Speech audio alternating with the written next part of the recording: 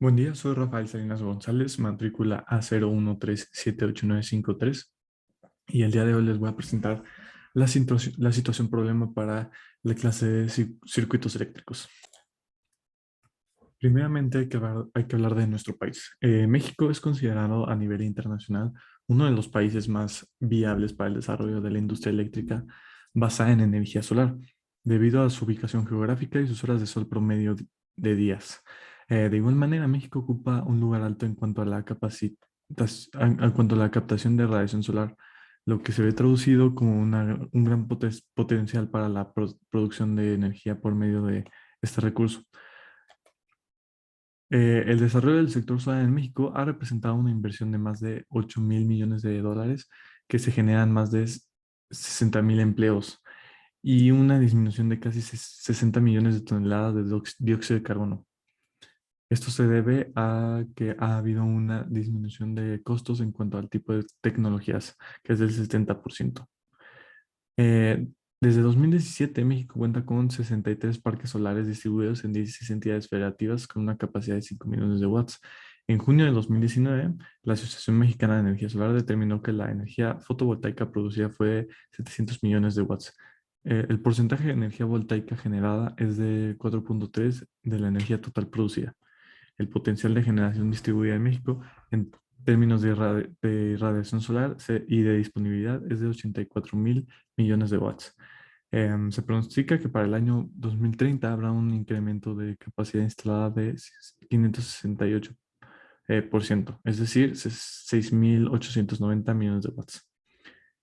Para calcular la energía producida anualmente por un sistema fotovoltaico, por ejemplo, pues un panel solar de 300 watts, significa que por cada hora sol se va a generar esa potencia. De esta forma, si se calcula un día soleado, por ejemplo, en una zona cálida, el cálculo será de 300 watts por 5 horas de sol al día. Esto es igual a 1.500 watts.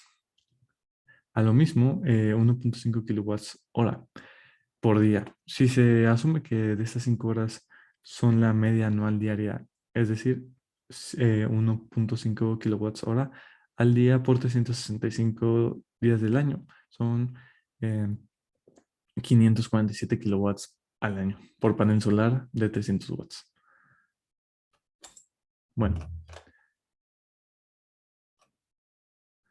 Bueno, ¿qué es una celda fotovoltaica, un módulo fotovoltaico y un arreglo de módulos fotovoltaicos?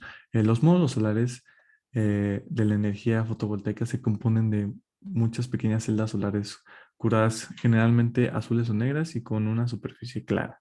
Los módulos fotovoltaicos convierten la energía solar en electricidad, mientras que los colectores de solares la convierten en calor.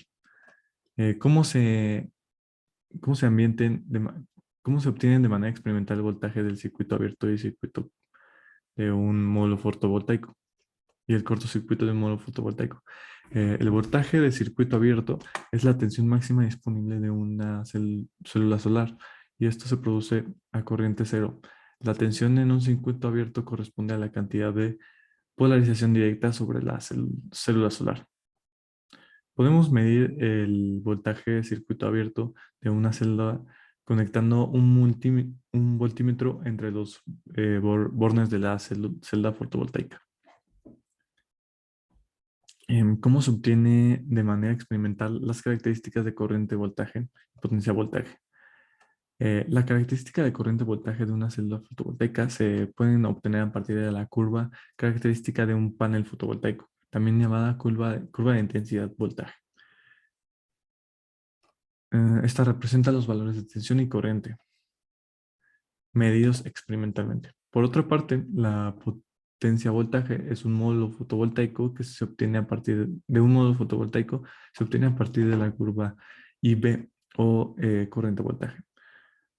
Cuando se conecta una célula solar a una carga, la célula se ilumina haciendo que se produzca una diferencia de potencia en los extremos de la carga, permitiendo que circule una corriente por esta. Ahora, ¿cómo se calcula la energía producida anualmente por un sistema fotovoltaico?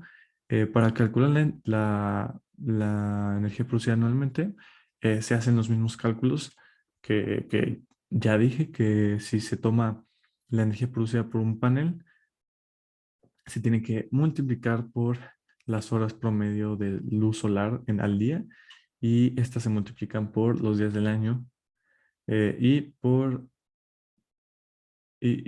también las horas pues, que hay luz en los días. Para la última parte del experimento se hicieron pues varias simulaciones y se experimentaron para obtener unos resultados que a continuación se los voy a presentar. Primeramente se hizo una simulación de dos módulos de 6 celdas cada uno conectadas en paralelo, los cuales dieron como resultado esta gráfica. Luego, como segunda simulación, esos mismos dos módulos de 6 celdas se conectaron en serie y dieron como resultado esta gráfica. Por último, los mismos dos módulos conectados en serie se volvieron a simular, pero esta vez cubriendo una parte por una sombra, que en este caso nomás tendríamos que apagar las celdas.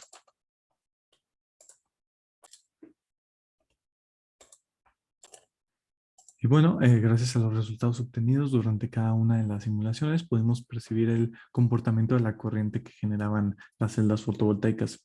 Primeramente, la corriente generada crece potencialmente al tener los módulos de 6 celdas conectadas en serie a comparación de solo una.